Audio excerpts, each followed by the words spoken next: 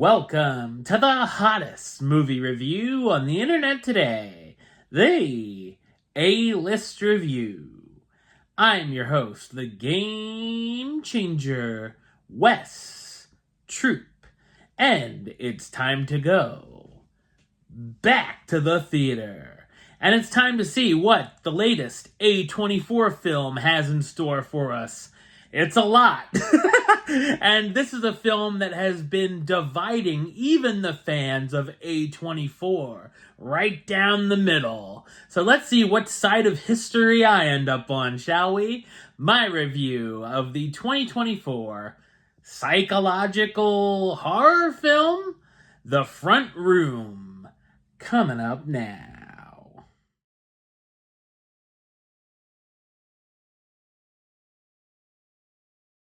Newly pregnant couple Belinda and Norman are forced to take in Solange, Norman's ailing estranged stepmother, after the death of his father, and antics quickly ensue.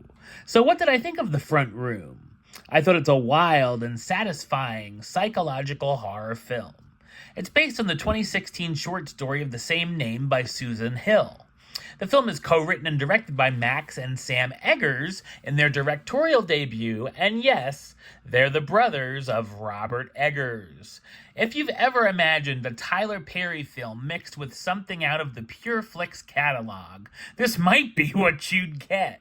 I honestly think the film works more as a dark comedy than it does as a horror movie, as it's very over the top and silly, and the tone goes all over the place.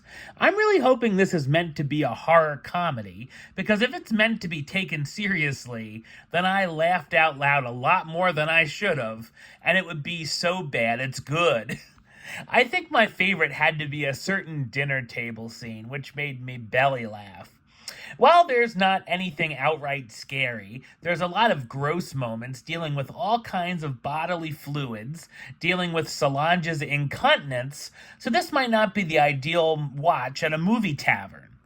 There are a lot of messages about religion and racism throughout, but it definitely could have dug a little deeper into that material, and the way it goes about it, it's certainly not the strongest interpretation we've seen.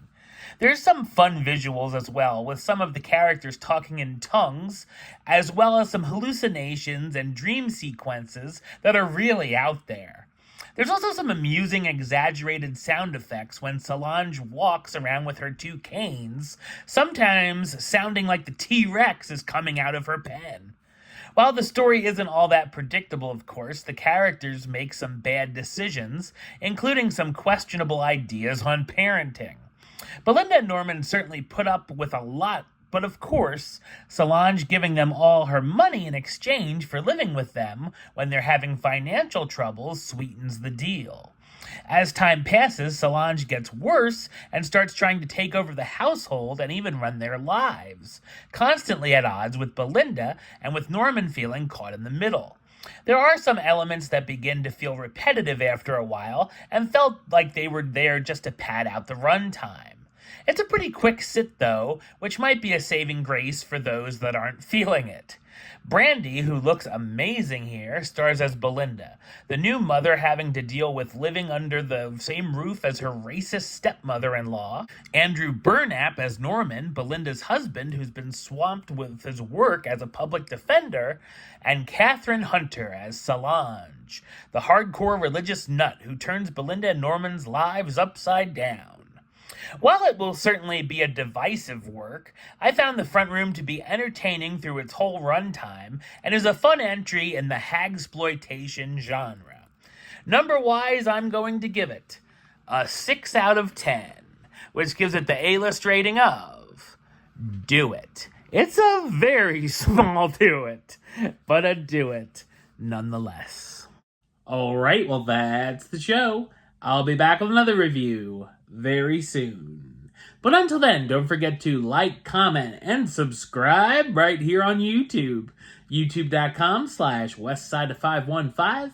Like the show on Facebook, Facebook.com/WestTroopAlist. And of course, you can follow me on the Instagram and Letterboxd at WesAlist. Until next time, troop